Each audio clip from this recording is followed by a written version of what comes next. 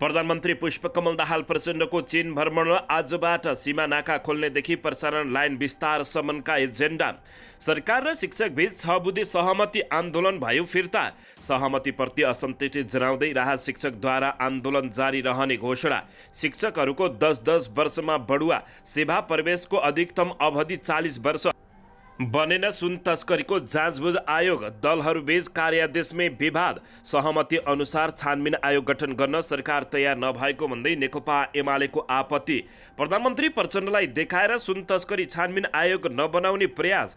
पूर्व सहमति अनुसार महराका बाबु छोरामाथि छानबिन गर्ने नेकपा एमालेको प्रस्ताव गृहमन्त्रीद्वारा अस्वीकार। सरकारले अपराधको राजनीतिकरण गरिरहेको नेकपा एमालेका अध्यक्ष एवं पूर्व प्रधानमन्त्री केपी शर्मा ओलीको टिप्पणी। प्रहरीपछि अदालत घानमा बालकृष्ण खाँडलाई थुनामा पठाउने न्यायाधीश वर्ष दिनमै रुकुमको सरुवामा। बोल्न नसक्ने आरोपितले लेखे अन्यत्र पनि हत्या गरेको छु। गौरी गाउँमा झन् ठुलो त्रयास। देशभर 22 जनप्रतिनिधि रिक्त। वैशाखमा उपनिर्वाचनको तयारी। जनयुद्धको एपिसेन्टरमा रवि लामिछानेको एन्ट्री भन्छन् नेताहरूको खबर राम्रो सुनेनौ। सुन तस्करीको विषयमा छानबिन गर्न उच्चस्तरीय आयोग नबनेको प्रति नेपाली काङ्ग्रेसमै निकै ठुलो हङ्गामा र प्रश्न। विद्यालय शिक्षक विधेयकमा मैले मात्रै हाल्ने 70 भन्दा बढी संशोधन रहेको गगन थापाको भनाइ। शिक्षाको जिम्मेवारी स्थानीय तहले पूरा गर्न नसक्ने माधव कुमार नेपालको भनाइ। आर्थिक मन्दीको असर जताततै काठमाडौँमा घर र सटर खाली गराउन निवेदनको चाङ। केपी शर्मा ओली भन्छन् छिमेकीले पैँचो दिन्छ भनेर आशा गर्नु हुँदैन। चाडपर्वमा यातायात क्षेत्रलाई चुस्त र दुरुस्त बनाउन मन्त्री ज्वालाद्वारा कार्यदल गठन। वामपन्थी बीचको एकताका लागि प्रगतिशील लेखकले सिर्जना गर्नुपर्ने मन्त्री सुधन किराँतीको भनाइ। भारतका खेलाडीहरूलाई चीनले दिएन प्रवेश। मन्त्रीले गरे भ्रमण रद्द। र केन्द्रीय सदस्य मनोनयनको निर्णयले काङ्ग्रेसभित्र बढ्यो असन्तुष्टि। बालेन्द्र शाहलाई चुनावी बाचा सम्झाउन 128 घण्टा उभिँदै यी कार्यकर्ता तथा नागरिक समाजका अगुवाहरू। मधेसलाई राम्रोसँग बुझेपछि मात्रै रासपाले मधेसबारे धारणा सार्वजनिक गर्ने रासपाको भनाइ। यति विमानको दुर्घटना जाँचबुझ आयोगले बुझायो अन्तिम प्रतिवेदन। अख्तियारको निष्कर्ष पशुपति क्षेत्रको जलहरीमा अनियमितता भएको छ। अब हेर्नुहोस् पुरा समाचार।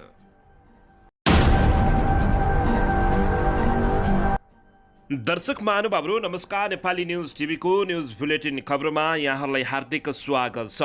सदाझै आज पनि तपाईँहरूमाझ देश तथा विदेशका महत्त्वपूर्ण समाचार अपडेटका साथ उपस्थित भइसकेका छौँ। दर्शक महानुभावहरू हामीलाई तपाईँहरूले कहाँदेखि हेर्दै हुनुहुन्छ नेपाल भए जिल्ला र ठाउँको नाम लेख्नुहोला। यदि विदेशमा हुनुहुन्छ भने आफू रहेको देशको नाम पनि लेख्न नभुल्नुहोला र हाम्रो च्यानल नेपाली न्युज टिभीलाई अहिलेसम्म पनि सब्सक्राइब गरेर जोडिनु भएको छैन भने सब्सक्राइब गरी जोडिनुहोला। साथमा सँगै रहेको बेल आइकनलाई दबाउन पनि नभुल्नुहोला। आउनुहोस् दर्शक महानुभावहरू आजको पहिलो तथा विशेष खबरतर्फ लागौँ।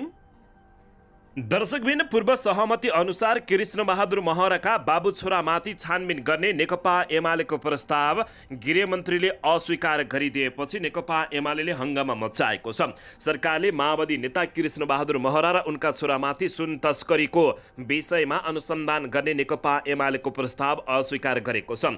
हिजो सुन तस्करीका विषयमा आयोगका गठनका विषयमा गृहमन्त्रीले डाकेको छलफलमा नेकपा एमाले सचेतक महेश बर्तौलाले सो प्रस्ताव राखेका थिए। राष्ट्रिय मान्यता प्राप्त दलहरूको बैठकले गत भदौ 6 गते सुन तस्करी प्रकरणको विषयमा छानबिन गर्न उच्चस्तरीय छानबिन आयोग असोज 5 गते बनाउने निर्णय गरेको थियो। उक्त सहमतिमा आयोगलाई विदेशबाट सिगरेट भेप र ब्रेक सुमा राखी अवैध पैठरी तस्करी गरिएको सुन लगायत पटक पटक तस्करी भई सुन आइरहेकोमा यसलाई नियन्त्रण गर्न अध्ययन गरी प्रतिवेदन पेश गर्ने भनिएको छ। भेप प्रकरणमा माओवादी नेता कृष्ण बहादुर महरा र उनका छोरा जोडिएका छन्। तर हिजोको बैठकमा यो विषयमा अनुसन्धान गर्न गृहमन्त्रीले अस्वीकार गरेको जानकारी प्राप्त भएको छ। नेकपा एमाले सचेतक बर्तौलाको प्रस्तावमा 2080 साउन 2 गते र सोभन्दा अघि वा पछि विदेशबाट इलेक्ट्रोनिक सिगरेट भेप र ब्रेक सुमा राखी अन्य तरिका अपनाई विभिन्न स्थानबाट गरिएको सुनको अवैध तस्करीको प्राकृतिक परिणाम दायरा र सो कार्यक्रममा संलग्न व्यक्तिहरूका सम्बन्धमा स्वतन्त्र एवं निष्पक्ष छानबिन र अनुसन्धान गरी कानुन बमोजिम कारबाहीका लागि सिफारिस गर्ने उल्लेख गरिएको छ। बैठक निष्कर्ष निष्कर्षविहीन सकिएको छ। हिजै अर्को बैठक बस्ने पनि बताइएको हो। बैठकपछि नेकपा एमाले सचेतक बर्तौलाले सरकार पूर्व सहमतिबाट पछाडि हट्न खोजेको आरोप लगाएका छन्। सरकार जिम्मेवार बोधका साथ अगाडि बढ्न र भएका सहमतिलाई पालना गर्न तयार छैन उनले भनेका छन्। दर्शकबिन कृष्णबहादुर महरालाई बचाउनु गृहमन्त्रीको कस्तो कदम हो? तपाईले यसबारे के भन्न चाहनुहुन्छ? प्रतिक्रिया दिन नभुल्नुहोला। दर्शकबिन यता सरकारले प्रधानमन्त्री पुष्पकमल दाहाल प्रचण्डको चीन भ्रमणलाई देखाएर सुन तस्करी छानबिन आयोग नबनाउन दाउपेच गरिरहेको खुलासा भएको छ।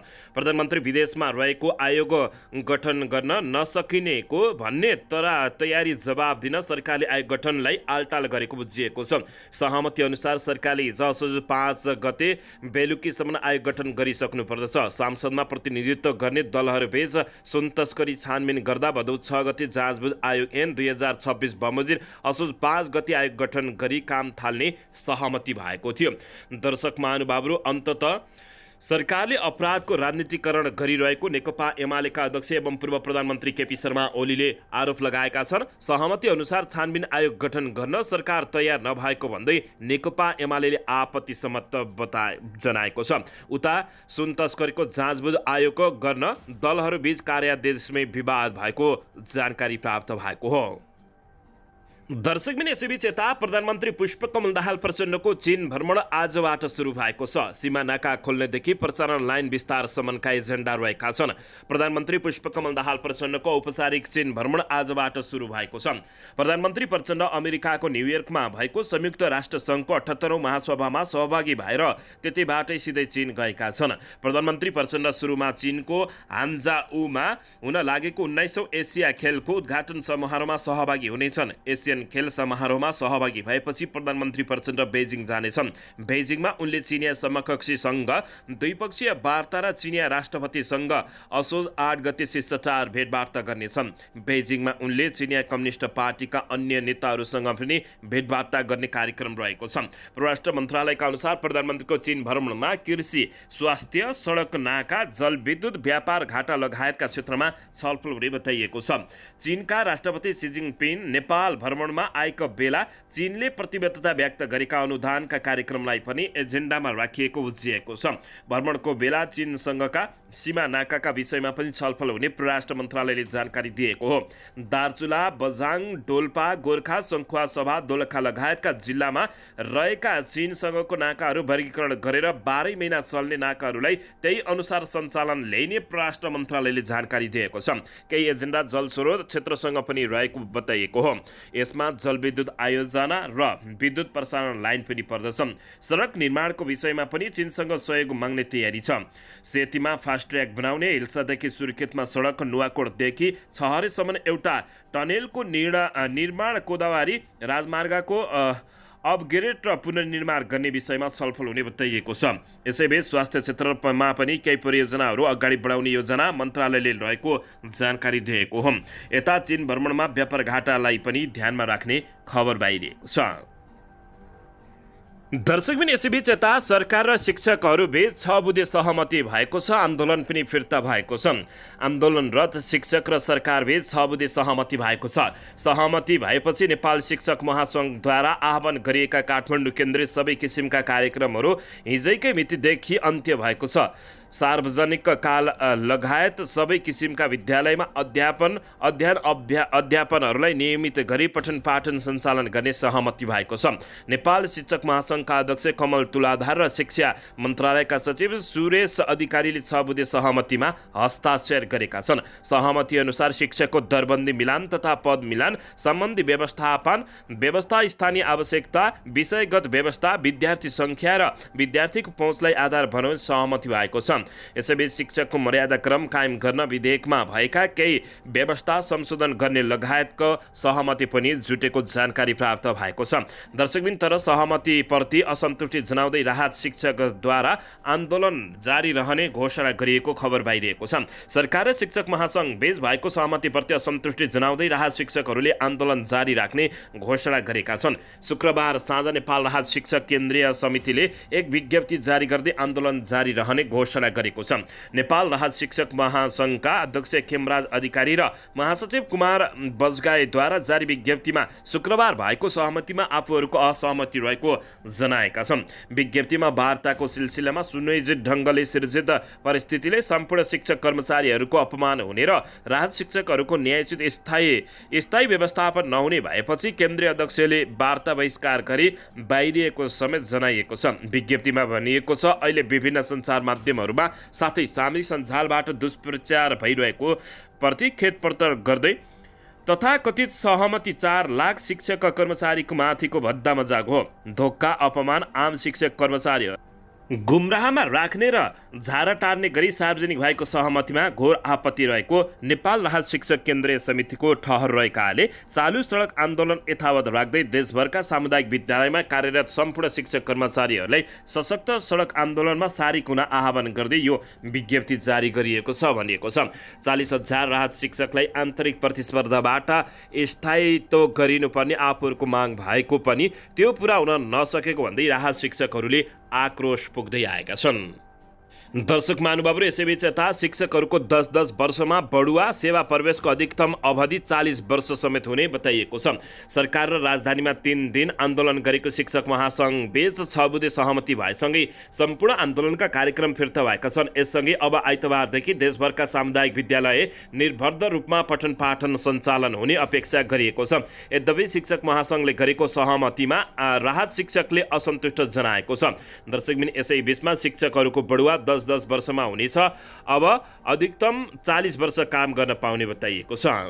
दर्शकबिन, यसैबीच यता नेकपा एमालेका अध्यक्ष एवं पूर्व प्रधानमन्त्री केपी शर्मा ओलीले सरकारले अपराधको राजनीतिकरण गरिरहेको आरोप लगाएका छन्। एमाले अध्यक्ष एवं पूर्व प्रधानमन्त्री केपी शर्मा ओलीले सरकारले अपराधको राजनीतिकरण गरिरहेको टिप्पणी गरेका छन्। अध्यक्ष ओलीले अपराधीलाई आम माफी दिने काम गरेर सरकारले राजनीतिको अपराधीकरण र अपराधको राजनीतिकरण गरिरहेको बताएका छन्। शुक्रबार पार्टीको केन्द्रीय अर्थ तथा योजना विभागले पार्टी केन्द्रीय कार्यालय च्यासलमा आयोजना गरेको कार्यक्रममा बोल्दै अध्यक्ष केपी शर्मा ओलीले सरकारले अपराध कर्ममा लागेकाहरूको मुद्दा फिर्ता लिएको भन्दै आक्रोश समेत व्यक्त गरेका छन्। सरकारले राजनीतिको अपराधीकरण र अपराधको राजनीतिकरण गरिराखेको छ। अपराधी जेलमा बस्नु पर्दैन, प्रोफेसरको ढाड भाँचिदियो भने मुद्दा फिर्ता लिइन्छ। प्रोफेसरको जिन्दगी बर्बाद भइराखेको छ। एउटा क्रिमिनलको मुद्दा नचलाउन खोज्छ, दबाब दिएर चलायो भने फिर्ता लिन्छ। उनले भने राष्ट्रपति रामचन्द्र पौडेलले बुढेसकालमा पद पाएकोमा कृतज्ञ भएकोले अपराधीहरूको सजाय मिना गर्ने सरकारको निर्णय स्वीकार गरेको उनको टिप्पणी रहेको छ।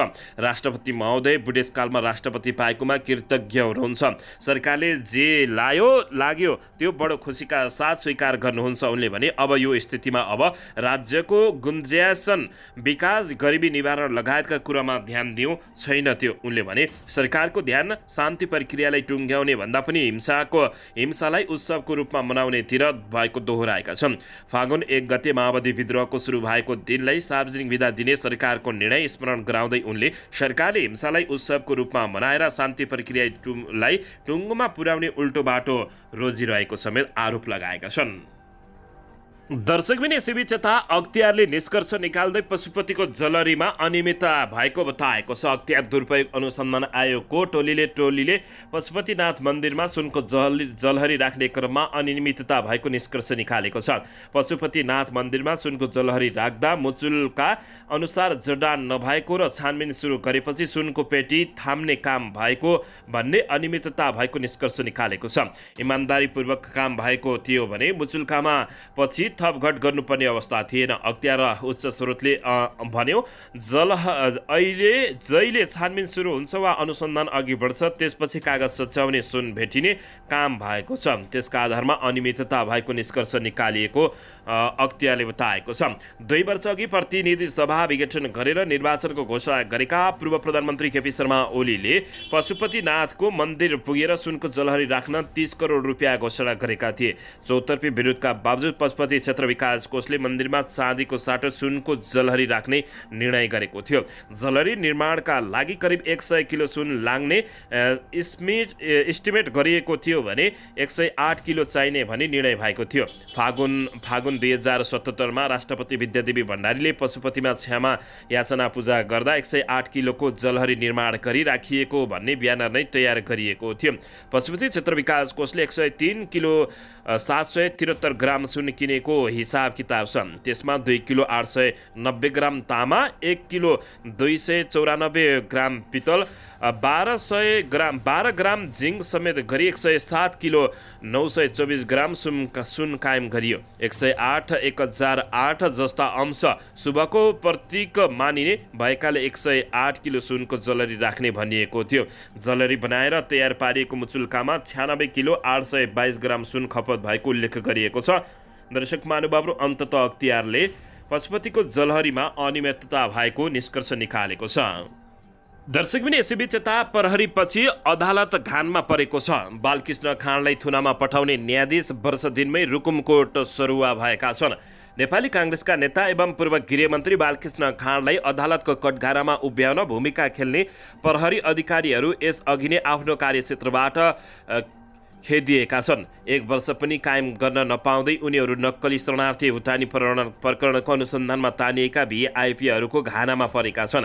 त्यस प्रकरणमा असर त्यतिमै सीमित रहेको छैन, अदालतमा समेत यसको असर देखिएको छ। न्यायाधीशको असोज 6 गते बसेको बैठकले यस्तो निर्णय गरेको छ। त्यस दिन न्यायाधीशले 1 जना उच्च अदालतका र 18 जना जिल्ला न्यायाधीशको सरुवा गरेको थियो। जिल्ला अदालतमै 36 जना न्यायाधीश नियुक्तिको सिफारिस पनि भएको थियो। सरुवामा पर्ने मध्ये 1 जना यस्ता न्यायाधीश थिए जो आफूले कानुन बमोजिम गरेको कामका लागि दण्डित हुँदै थिए। ती हुन् काठमाडौँ जिल्ला अदालतका न्यायाधीश प्रेम प्रसाद नेउपाने। उनलाई रुकुमकोट जिल्ला अदालतमा सरुवा गरिएको छ।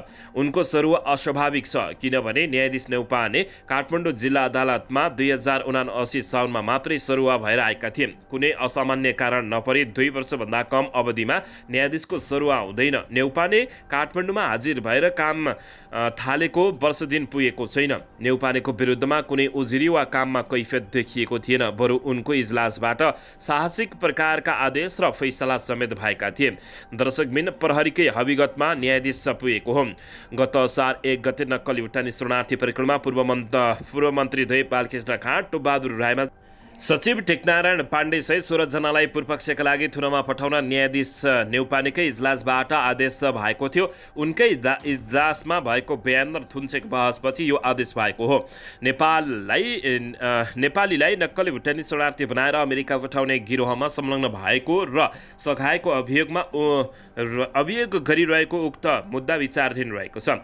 यही प्रकरणको अनुसन्धान गरी मुद्दा अदालतमा पुर्याउन भूमिका खेल्ने प्रहरी अधिकारीहरूमा तत्कालीन उपत्यका प्रहरी कार्यालय प्रमुख एवं प्रहरी अतिरिक्त महानिरीक्षक श्यामलाल ग्यावाली, उपत्यका अपराध अनुसन्धान कार्यालय प्रमुख मनोज कुमार केसी लगायतका दर्शक महानुभावहरू, उनीहरूलाई पनि सरुवा गरिएको छ। यसबारे तपाईँहरूले के भन्न चाहनुहुन्छ? प्रतिक्रिया दिन नभुल्नुहोला। दर्शकबिन, यसैबीच यता गैरीगाउँ हत्या प्रकरणमा बोल्न नसक्ने आरोपितले अन्यत्र पनि हत्या गरेको लेखेका छन्। काठमाडौँको गैरीगाउँ स्थित दिव्य मिलमा 4 जनाको हत्यामा संलग्न आरोपितले अन्यत्र पनि हत्या गरेको दावी गरेका छन्। हत्यामा संलग्न आरोपमा भदौ 31 मा पक्राउ गरिएका सञ्जय भण्डारीले काठमाडौँमा अन्य 2 ठाउँमा हत्या गरेको जिकिर गरेका छन्। यसैबीच उनले भदौ 29 मा राति समिलमा नवीन राई, कुमार भुजेल, सुभद्रा भुजेल र अम्बिका भुजेलको हत्या गरेको आरोप रहेको छ। सिन्धुपाल्चोको 12 वर्षीय घर भएका सञ्जय जन्मजात नै बोल्न सक्दैनथे। फरक क्षमता भएका सञ्जयलाई प्रहरीले दोभाषीको सहयोगमा लेख्न लगाएर सोधपुछ गरिरहेको छ। सोधपुछ गर्दा उनले नक्साल स्थित भाटभटिनी, दुम्बराई र रातोपुलमा पनि हत्या गरेको बताएपछि अनुसन्धान अधिकृतहरू चकित भएका छन्। सञ्जय सिरियल किलियर हुन सक्ने आशंकामा जिल्ला प्रहरी परिसर काठमाडौँले उनले दावी गरेका घटनाहरूबारे पनि अनुसन्धान थालेको छ। जिल्ला प्रहरी परिसर काठमाडौँका एसपी कुमोद ढुङ्गेले आरोपितलाई लगेर भाटभटिनी र रातोपुलको घटनास्थल नजिकै निरीक्षण गरेका छन्। अनुसन्धान अधिकृतहरूले उनले दावी गरेका कुराहरू पुष्टि गर्ने प्रयास गरिरहेका छन्। हत्या गरेको दावी गरे तापनि उनले मितिप्रष्ट भन्न नसकेका कारण अनुसन्धानमा संलग्न एक अधिकृत भन्छन् उनले भनेका कुरा सत्य हुन् वा होइनन् भन्ने बारे हामी पुष्टि गर्ने प्रयास भएको बताएका छन्। दर्शकबिन यसैबीच यता देशभर 22 जनप्रतिनिधि रिक्त रहेको पाइएको छ। निर्वाचन आयोगका अनुसार एक प्रतिनिधि सभा सदस्य र प्रदेश सभा सदस्यहरूको पद रिक्त रहेको छ। संविधान सभाका अध्यक्ष सुभाष चन्द्र नेमाङको निधन भएपछि प्रतिनिधि सभा इलाम क्षेत्र नम्बर 1 रिक्त भएको छ।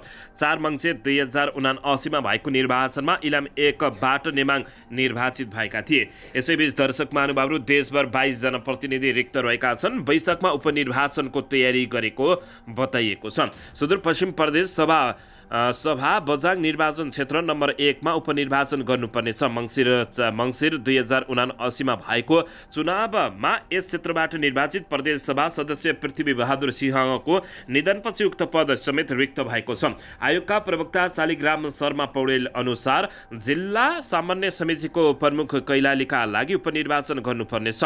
समिति प्रमुख जितेका पदमबहादुर कलिलको निधन भएपछि पद रिक्त भएको हो। बाँकी रिक्त रहेका 19 पद स्थानीय सरकारका जनप्रतिनिधि रहेका छन्। दैलेखको महाबुक गाउँपालिका अध्यक्ष गौरीशङ्कर गाउँपालिका उपाध्यक्षको उपनिर्वाचन लगायतका गर्नुपर्ने जानकारी प्राप्त भएको छ। दर्शक महानुभावहरू देशैभरि 22 जनप्रतिनिधि रिक्त रहेका छन् भने वैशाखमा उपनिर्वाचनको तयारी गरेको जानकारी प्राप्त भएको छ। दर्शकबिन यसैबीच यता नेकपा एकीकृत समाजवादी पार्टीका अध्यक्ष माधव कुमार नेपालले शिक्षकहरूको जायज मागहरूलाई सम्बोधन गर्नुपर्ने बताएका हुन्। शुक्रबार नेपाल राष्ट्रिय उद्योग वाणिज्य महासङ्घको दोस्रो दिन राष्ट्रिय महाधिवेशनलाई सम्बोधन गर्दै अध्यक्ष नेपालले आन्दोलनरत शिक्षकहरूको उपयुक्त र जायज मागहरूलाई सम्बोधन गर्नुपर्ने बताएका हुन्। उनले संविधानले माध्यमिक तहसम्मको शिक्षाको जिम्मेवारी स्थानीय तहलाई दिएको भन्दै स्थानीय तहले सो जिम्मेवारी पूरा गर्न सक्नेमा आशंका व्यक्त गरेका हुन्। उनले स्थानीय तहले संरक्षण संस्थाको उन्नति र प्रगतिमा भन्दा आफ्ना मान्छेलाई नियुक्त गर्नका लागि मात्रै प्रयोग गर्ने हो कि भन्ने आशंका कारण प्रश्न उब्जिएकोले बताएका छन्। यद्यपि संविधानले दिएको अधिकारलाई अहिले नै परिवर्तन गर्न नसकिने उनको भनाइरहेको छ। वार्ता र छलफलबाट तत्कालै सम्बोधन गर्न सकिने कुरालाई सम्बोधन गर्नुपर्नेमा उनले जोड दिएका छन्। यसैबीच उनले भने शिक्षकहरू आन्दोलित छन्। उनीहरूलाई स्थानीय तहको माताहातमा माध्यमिक तहको शिक्षाको जिम्मेवारी स्थानीय तहलाई दिएको छ। माध्यमिक तहसम्मको शिक्षाको जिम्मेवारी के स्थानीय तहले पूरा गर्न सक्छ? के त्यस्तो समष्टिगत पक्ष सोच्न सकिन्छ? उनले प्रश्न समेत उठाएका छन्। दर्शकबिन यसैबीच यता आर्थिक मन्दीको असर जताततै देखिएको छ। काठमाडौँमा घर र सटर खाली गराउन निवेदनको चाङ परेको छ। आर्थिक मन्दीका कारण काठमाडौँ महानगरपालिकाभित्र घर वा सटर खाली गराउन निवेदन दिनेको सङ्ख्या वात्तै बढेको छ। काठमाडौँ महानगरपालिकामा विभिन्न व्यापार व्यवसाय गरेर बसेका व्यवसायी सम्पर्कविहीन भएपछि घरधनीले खाली गराउन निवेदन समेत दिएका छन्। कतिपय व्यवसायी सम्पर्कमा भए पनि भाडा उठाउने विषयमा असहमति हुँदा पनि घर वा सटर खाली निवेदन गर्नै पर्ने गरेको पाइएको छ। काठमाडौँ महानगरपालिकाका निर्देशक सुमित्रा लामिछानेले गत आर्थिक वर्ष 2079-80 मा 66 जना घरधनीले घर खाली गराउन निवेदन दिएको बताइएको छ। तीमध्ये 50 वटाको महानगर न्यायिक समितिबाट फैसला भइसकेको छ भने 16 वटा मुद्दाको किनारा लाग्न सकेको छैन। चालु आर्थिक वर्ष 2080-81 को 2 महिनामा 28 जना घरधनीले निवेदन दिएका छन्, जसमा घर खाली निर्माण रोक्का आशंका छलफल गराइ पाऊ रकम फिर्ता करार कार्यान्वयन लगायतका मुद्दाहरू रहेका छन्। उनले कोरोना अघि काठमाडौँ महानगरपालिकामा घर खाली वा सटर खाली गराउन 10-15 वटा मुद्दा पर्ने गरेकोमा पछिल्लो समय बढ्दै गएको बताएको जानकारी प्राप्त भएको छ। दर्शकबिन यसैबीच यता यति एयरलाइन्स दुर्घटनामा जाँचबुझ आयोगले अन्तिम प्रतिवेदन बुझाएको छ। यति एयरलाइन्सको TR-72 विमान दुर्घटना छानबिन गर्न गठित जाँचबुझ आयोगले अन्तिम प्रतिवेदनको मस्यौदा सांस्कृतिक पर्यटन तथा नागरिक उड्डयन मन्त्रालयलाई बुझाएको छ। आयोगका अध्यक्ष नगेन्द्र प्रसाद घिमिरेले बिहिबार पर्यटन मन्त्री सुदन किराँतीलाई अन्तिम मस्यौदा बुझाएका हुन्। एक मागमा पोखरा अन्तर्राष्ट्रिय विमानस्थलमा अवतरणका क्रममा यतिको 9NNAC क्लासाइन नम्बरको जहाज दुर्घटना हुँदा 72 जनाको मृत्यु भएको छ। दुर्घटना छानबिन गर्न 45 दिनको समय दिएर गठित आयोगले 7 महिना लगाएर अध्ययन प्रतिवेदनको अन्तिम मस्यौदा बुझाएको बताइएको छ।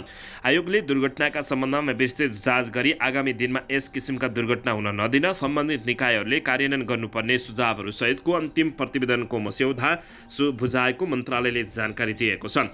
दर्शकबिन अन्तर्राष्ट्रिय नागरिक उड्डयन संगठन इकाइको मापदण्ड बमोजिम 60 दिनको समय दिएर सम्बन्ध मुलुक तथा निकायलाई उक्त मस्यौदा प्रतिवेदन राय सुझावका लागि पठाइने र प्रतिक्रिया प्राप्त भए पश्चात सम्बन्धित निकाय तथा सर्वसाधारणको जानकारीका लागि प्रतिवेदन सार्वजनिक गरिने पर्यटन मन्त्रालयले जनाएको छ। प्रतिवेदनको अन्तिम मस्यौदा इकाइका सहित क्यानाडा, सिङ्गापुर, अमेरिका, फ्रान्स रायका सुझावका लागि पठाइन्छ। यसअघि बुझाइएको प्रारम्भिक रिपोर्टसँग करिब मिल्ने गरी अन्तिम रिपोर्ट आएको अनुसन्धानमा संलग्न एक सदस्यले जानकारी दिएका छन्।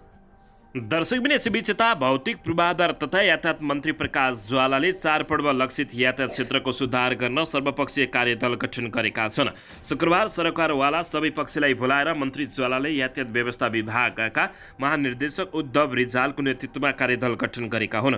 यातायात क्षेत्र चुस्त नहुँदा दशैं तिहार र छठ पर्व जस्ता पर्वहरूमा लाखौँ यात्रुले शास्ति पाउँदै आएका छन्। यो वर्ष त्यसलाई व्यवस्थित गर्न समयमै कार्यदल बनाएका छौँ। मन्त्री ज्वालाले भने दलले एक साताभित्र प्रतिवेदन दिन्छ, त्यही आधारमा व्यवस्थापनको काम थाल्छौँ। यात्रुहरू ठगिने, बीच बाटोमा अल्पत्र पर्ने जस्ता शास्ति बेहोर्नु नपर्ने भनेर मन्त्री ज्वालाले सरकारवाला निकायसँग बैठक गरेको बताइएको छ। बैठकमा राज्य मन्त्री नन्द चापागाई लगायतका बागमती प्रदेशका श्रम रोजगार तथा यातायात मन्त्री लक्ष्मण लम्सल, प्रहरी प्रधान कार्यालय उपत्यका ट्राफिक महाशाखा, सडक विभाग, यातायात व्यवसायी महासङ्घ, उपभोक्ता र संरक्षण मन्त्री ट्रेड युनियनका र काठमाडौँ महानगरपालिकाका प्रतिनिधिहरू सहभागी रहेको जानकारी प्राप्त भएको छ। दर्शकबिन यसैबीच यता मधेसलाई राम्रोसँग बुझेपछि मात्रै राष्ट्रिय स्वतन्त्र पार्टीले मधेसबारे आफ्नो धारणा सार्वजनिक बनाउने बताएको हो। राष्ट्रिय स्वतन्त्र पार्टीका उपसभापति ढोलप्रसाद अर्यालले मधेस र मधेसका मुद्दाबारे आफ्नो पार्टी अहिले पनि बुझ्ने क्रममा रहेको बताएको छ। बेरगन्जमा शुक्रबार आयोजित पत्रकारमा भेटघाट कार्यक्रममा उपसभापति अर्यालले मधेस र मधेसका मुद्दा बुझेपछि मात्रै मधेसबारे पार्टीको धारणा स्पष्ट पारिने बताएका छन्। उनले भने मधेसले के चाहेको छ, मधेसका मुद्दाहरू के हुन्, यसबारेमा पार्टीले बुझ्ने काम गरिरहेको छ। मधेसलाई राम्रोसँग बुझिएपछि मात्रै मधेसका मुद्दा सम्बोधनका लागि काम गर्न सकिने उनले बताएका छन्। अर्यालले पुराना वा ठूला भनिएका राजनीतिक दलहरूले अहिलेसम्म मधेसलाई बुझ्नै नसकेको राष्ट्रपाको निष्कर्ष रहेको पनि बताएका छन्। उनले भने त्यही कारणले उनीहरूले मधेसलाई माया दिन सकेका छैनन्, मधेसका मुद्दा सम्बोधन गर्न सकेका छैनन्। अहिले मधेसका 8वटै जिल्लामा राष्ट्रपा संगठन विस्तारको अभियानका लागि परिरहेको छ। उनले भने अर्यालले संविधान संशोधनका लागि राष्ट्रपाले संसदमा जोरदार ढङ्गले आवाज उठाउने बताउँदै उनले भने संविधानमा सभामा केही कुरा असाध्यै राम्रा पनि छन्, तर कुनै कुराहरू सच्याउनु पर्ने पनि छन्। त्यसकारण संविधान संशोधन गर्नुपर्दछ, यो राष्ट्रपाको स्पष्ट धारणा पनि हो। राजतन्त्र र राजा फर्काउने सन्दर्भमा सञ्चारकर्मीले सोधेको प्रश्नमा उपसभापति अर्यालले नेपालमा अब राजा वा राजतन्त्रका बारेमा बहस गर्नु आवश्यक नै नभएको उनले बताएका छन्। दर्शक महानुभावहरू यसैबीच यता वामपन्थी बीचको एकताका लागि प्रगतिशील लेखकले सिर्जना गर्नुपर्ने मन्त्री सुधन किराँतीले बताएका छन्। भारतका खेलाडीलाई चीनले प्रवेश नदिएपछि मन्त्रीहरूले पनि भ्रमण रद्द गरेको बताइएको छ। केन्द्रीय सदस्य मनोनयनको निर्णयले काङ्ग्रेसभित्र असन्तुष्टि बढेको छ भने काठमाडौँका मेयर बालेन्द्र शाह बालनलाई चुनावी बाचा सम्झाउन 128 घण्टा उपिँदै काठमाडौँका मेयर बालेन्द्र शाहको सरको विरोध गरिएको छ। दर्शकबिन अख्तियार दुरुपयोग अनुसन्धान आयोगले निष्कर्ष निकाल्दै पशुपतिको जलहरीमा अनियमितता छ भन्ने बारे तपाईहरूले के भन्न चाहनुहुन्छ, यसबारे प्रतिक्रिया दिन नभुल्नुहोला। दर्शकबिन यसैबीच यता नेपाली काङ्ग्रेसकी केन्द्रीय सदस्य डिला सङ्ग्रौलाले अहिले भ्रष्टाचारका फाइल खोलेर माओवादीले मात्रै जस लिएको जस्तो देखिएको बताएकी छिन्। यसैबीच माओवादीले काङ्ग्रेसलाई भ्रष्टाचार विरोधी पार्टीको रूपमा स्थापित गर्न खोजेको डिला सङ्ग्रौलाले बताएकी हुन्। काङ्ग्रेस पार्टी केन्द्रीय कार्यालय सानेपामा जारी केन्द्रीय समितिको बैठकमा उनले अहिले माओवादीले नेपाली काङ्ग्रेसलाई भ्रष्टाचार विरोधी पार्टीको रूपमा स्थापित गर्ने प्रयासमा रहिरहेको देखिएको उल्लेख गर्दै भनिन्, हामीले भ्रष्टाचार विरुद्ध चालेका कदमहरूको बारेमा जनतालाई बुझाउनका लागि अझ बढी मेहनत र जनतासँग जोडिएर कार्यक्रम गर्नुपर्ने अवस्था आइसकेको छ। नेपाली काङ्ग्रेसभित्रको गुट उपगुट भन्ने कुरा घाम जस्तै संलग्न भएको विषय पनि हो। उनले भनिन्, त्यसको प्रभाव जिल्ला र वडा तहसम्म परेको पनि नेपाली काङ्ग्रेसको संगठन चलायमान हुन नसकेको बताएकी हुन्। अब केन्द्रीय समितिको नियमित बैठक बस्ने र विधान अनुसार कार्यहरू अगाडि बढाउने हो भने नेपाली काङ्ग्रेसको संगठन चलायमान बन्दा आउँदा दिनहरूमा चुनावहरूमा हाम्रा लागि सहज नै हुने उनको भनाइरहेको छ। केन्द्रीय सदस्य सङ्ग्रौलाले पार्टीका भातृ संस्थाहरू अहिले तदर्थवाद चल्दा जनस्तरमा काम नै गर्न नसकेको टिप्पणी गर्दै पार्टीले समयमै ध्यान दिएर भातृ संस्थाहरूको महाधिवेशनको मिति तोक्ने काम गर्न पार्टी सभापतिको ध्यान आकर्षण समेत गराएको बुझिएको छ। उनले भनिन् प्रतिस्पर्धाबाट आएको नेतृत्वले नेपाली काङ्ग्रेसलाई नै फाइदा गर्ने बताएकी छिन्। दर्शकबिन यसैबीच यता सुन तस्करीको विषयमा छानबिन गर्न उच्च स्तरीय आयोग नबनेको प्रति नेपाली काङ्ग्रेसमै प्रश्न उठेको छ। सुन तस्करी छानबिन गर्न प्रमुख दलहरू बीच भएको सहमति अनुसार उच्च स्तरीय आयोग बनाउने अन्तिम दिनको समय आज सकिँदैछ। गत भदौ 6 गते सत्तारूढ दल र विपक्षी विभिन्न 7 दलले उच्च स्तरीय आयोग 5 असोजमा बनाएर अनुसन्धान गर्ने सहमति गरेका थिए। तर आयोग बनाउने विषयमा प्रगति नभएपछि नेपाली काङ्ग्रेसको केन्द्रीय समिति बैठकमै प्रश्न उठेको हो। प्रमुख सचेतक रमेश लेखकले सुन तस्करीको अवैध आयात निर्यातबारे छानबिन गर्न बनाउने भाकाको अन्तिम दिन आइपुगेको बताएका हुन्। सुनको अवैध पैठरीबारे आयोग बनाउने सहमति गरेका थियौँ। आज 5 गतेदेखि काम सुरु गर्ने भनेर आयोग गठन गर्ने भनिए पनि र त्यता अझै भएको छैन। उनले भने आज वार्ता गरेर गठन गर्ने कुरा छ। सरकारले पहल गरेर निकालोस् भन्न चाहन्छु। पहल गरेर छिटो आयोग गठन गर्नुपर्दछ। गत भदौ 6 गते सुन तस्करीको स्वतन्त्र निष्पक्ष छानबिन गर्न, तस्करीको नियन्त्रण गर्न, मौजुदा कानुनमा गर्नुपर्ने परिमार्जन संरचनागत लगायत सुधार र पटक पटकको तस्करीबारे भएका छानबिन अनुसन्धानबारे अध्ययन गरेर सुझबुझ सहितका प्रतिवेदन दिने गरी आयोग बनाउने सहमति भएको बताइएको छ। दर्शकबिन यता भने सरकारले उच्च स्तरीय जाँचबुझ आयोग गठन नगरेपछि नेकपा एमाले आपत्ति जनाएको छ। सरकारले पूर्व सहमति अनुसार सुन तस्करी बारे छानबिन गर्न उच्च स्तरीय जाँचबुझ आयोग नबनाएपछि नेकपा एमाले आपत्ति जनाएको हो। सुन तस्करीको विषयमा छानबिन गर्न उच्च स्तरीय जाँचबुझ आयोग असोज 5 गते गठन गर्ने र सोही दिनबाट आयोगले काम थाल्ने सत्ता र प्रतिपक्षी दलहरूबीच सहमति भएको थियो। तर सरकारले सहमति अनुसार तोकिएको समयमा आयोग गठन नगरेपछि सरकारलाई खबरदारी गरेको सचेतक महेश बर्तौलाले जानकारी दिएका छन्। नेकपा एमाले सुन तस्करी प्रकरणको छानबिन गर्ने आयोग आजै घोषणा गरी कार्य प्रारम्भ गर्न माग गरेको उनको भनाइरहेको छ। उनले नेकपा एमाले पूर्व सहमति अनुसार आयोग गठनको अडान राखेपछि अहिले 4 बजेपछि छलफलका लागि सरकारले गृह मन्त्रालयमा बोलाएको जानकारी प्राप्त भएको छ। सरकार र प्रतिपक्षी दलबीच भदौ 6 गते 2 बुँदे सहमति भए पश्चात सांसद सुचारू भएको हो। उक्त सहमति अनुसारमा आज असोज 5 गते आयोग गठन गर्ने र आजबाटै काम थाल्ने उल्लेख गरिएको छ। बर्तौलाले भने सरकारले गठन नगरे पश्चात नेकपा एमाले खबरदारी र आपत्ति जनाएको छ। आजै घोषणा गरी कार्य प्रारम्भ गर्न माग गरिएको छौँ। सरकारले 4 बजे गृह मन्त्रालयमा छलफलका लागि बोलाएको छ। हामी त्यता जाँदैछौँ उनले यस्तो बताएका छन्।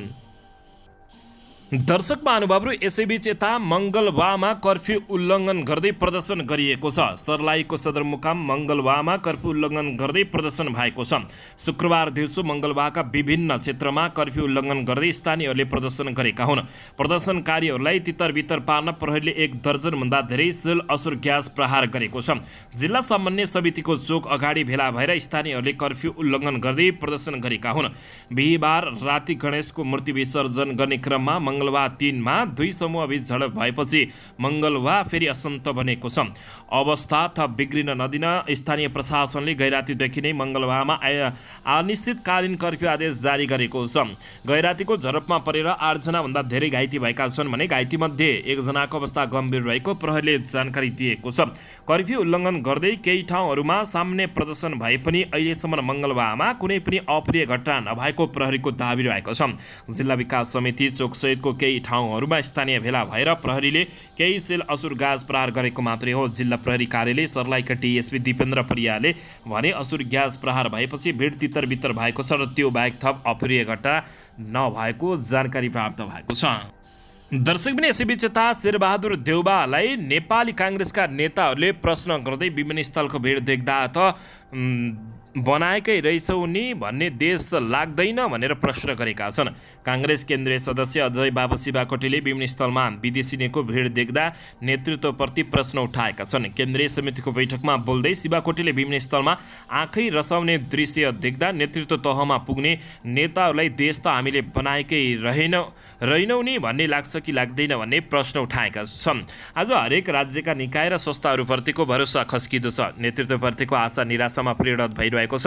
आर्थिक अवस्थाको बारेमा हामी सबै जानकार नै छौँ। महँगीले आम नागरिक पिल्सिएका छन्। आज हरेक नागरिक आफ्ना छोराछोरीलाई 12 कक्षा कहिले पढाएर विदेश पठाउँला भन्ने सपना मात्रै देखिरहेको छैनन्, त्यसका लागि आफैलाई दाउमा राखिरहेका छन्। विद्यार्थीहरूमा पनि यही मनोविज्ञान देखिन्छ। शिवाकोटीले पार्टी नेतृत्व गरिरहेका सभापति शेरबहादुर देउवाप्रति लक्षित गर्दै भने विद्यार्थी विदेशमा, शिक्षक सडकमा, मजदुरी गर्ने मलेसिया, मध्यपूर्वका खाडीमा, राष्ट्रमा गएको भिड देख्दा हर कोहीको आँखा रसाउँछ। उनले भने आज नेपाल सबले छोराछोरी कुर्ने देशमा रूपान्तरित हुँदै गएको छ। विमानस्थलको भिड दिनै देख्दा पछिल्लो 30 वर्षमा पटक पटक अवसर पाएका तपाईहरूले नेतृत्व तहका अग्रजहरूलाई देश त हामीले बनाएको रहेछौँ नि भन्ने लाग्दैन। यो बैठकले आम नागरिकहरूका पीडालाई सम्बोधन हुने गरी के मात्र गर्छ? नागरिकहरूले कुरेका छैनन्। विगतमा हामीहरूले गर्न नसकेका र नगरेका सबै कामहरूप्रति विनम्र भएर क्षमायाचना पनि गर्नुपर्छ र नयाँ सिटबाट राजनीतिलाई अगाडि बढाउनु पर्ने उनले बताएका छन्। दर्शकबिन यसैबीच यता बाँकेको बाल सुधार गृहमा झडप हुँदा एकजनाको मृत्यु भएको छ भने 10 जना घाइते भएका छन्। बाँकेको डुडुवा गाउँपालिका वडा नम्बर 6 स्थित जयन्दु बाल सुधार गृहमा विवाद हुँदा एकजनाको मृत्यु भएको छ भने 10 जना घाइते भएका छन्। घाइतेमध्ये 4 जनाको अवस्था गम्भीर रहेको छ। मृत्यु हुनेमा रूपन्देहीका 21 वर्षीय सुलभ केसी रहेको जिल्ला प्रहरी कार्यालय बाँकेका प्रहरी उपरीक्षक सन्तोष सिंह राठौरले जानकारी दिएका छन्। उनका अनुसार झडपमा गम्भीर घाइते भएका केसीको नेपालगञ्ज मेडिकल कलेजमा उपचारका क्रममा मृत्यु भएको हो। उनको टाउकोमा गम्भीर चोट लागेको थियो। बाल सुधार गृहमा तोडफोड र आगजनी समेत भएको छ। घाइतेहरूको नेपालगञ्ज मेडिकल कलेज र भेरी अस्पतालमा उपचार भइरहेको प्रहरीले जनाएको छ। बाल सुधार गृहमा अहिले पनि प्रहरी तैनात भएको जानकारी प्राप्त भएको छ।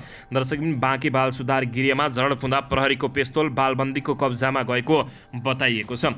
बाँकेको जयन्दु बाल सुधार गृहमा बन्दीहरूले प्रहरीको पिस्तोल नै कब्जामा लिएका छन्। गैराती 10 बजेदेखि नै आपसमा भएको झडपपछि तोडफोड र आगजनीमा उत्रिएका बालबन्दीले प्रहरीको मोटरसाइकल, कागजपत्र जलाउनुका साथै पिस्तोल कब्जा लिएको स्रोतले जानकारी दिएको छ।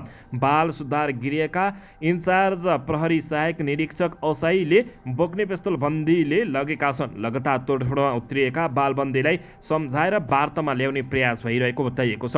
तोडफोड गरिएको भवनका तालबन्दी प्रहरीसँग वार्ताका लागि बाहिर आएका छन्। च्यानल गेटमा आफै ताला लगाएर भित्र बसेका बालबन्दीले पानी समेत खान पाएका थिएनन्। अर्को भवनका बालबन्दी शान्त रहेको बजिएको छ। दर्शकबिन सो स्थानमा कैयौं बालकहरू हराएको समेत जानकारी प्राप्त भएको छ। दर्शकबिन यसैबीच यता संविधान दिवसको अघिल्लो दिन असोज 2 गते बेलुका राष्ट्रिय स्वतन्त्र पार्टी रासपाका सभापति रवि लामिछाने रोल्पाको लिभुङ पुगेका छन्। भोलिपल्ट माओवादी 10 वर्ष जनयुद्धकै इपिसेन्टर मानिने थाबाङ पुगेर युद्धमा मारिएका शहीद परिवार र स्थानीयहरूसँग भेट गरेका छन्। 4 गते होलिरी बसेका उनी शुक्रबार रोल्पाबाट बाहिरिएका छन्। पार्टीको दस्तावेज लेखनका लागि जनताका आवाज सुन्न भन्दै देशैभरि नेताहरूलाई खटाएर उनी आफू रोल्पा पुगेका थिए। यसैबीच थाबाङ जुन ठाउँ हो त्यहाँबाट सशस्त्र विद्रोहको क्रममा 33 जनाले ज्यान गुमाएका छन्। युद्धको व्यथा नबोकेको त एउटा घर पनि भेट्दैन। अहिले सत्ताको नेतृत्व गरिरहेको माओवादी केन्द्रले सोही ठाउँबाट 2052 साल फागुन 1 गते जनयुद्ध घोषणा गरेका थिए। 10 वर्षसम्म चलेको सशस्त्र विद्रोहले 240 वर्ष लामो राजतन्त्र ढाल्नका लागि महत्त्वपूर्ण भूमिका खेलेको हो। सोही ठाउँबाट 2064 को संविधान सभा निर्वाचनमा विजय भएका प्रचण्ड देशको 3 पटक कार्यकारी प्रधानमन्त्री भए।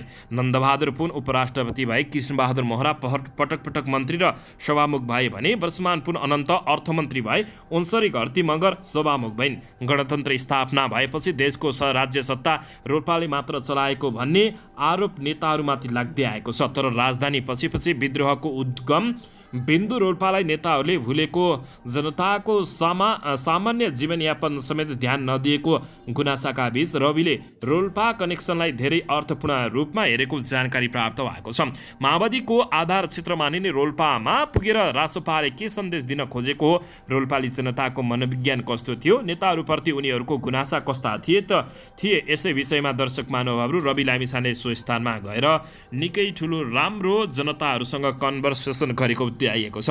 जनयुद्धको एपिसेन्टरमा रवि लामिछानेले इन्ट्री गर्दै नेताहरूको खबर राम्रो सुनेनौ भन्दै उनले यस्तो ताएका छन्।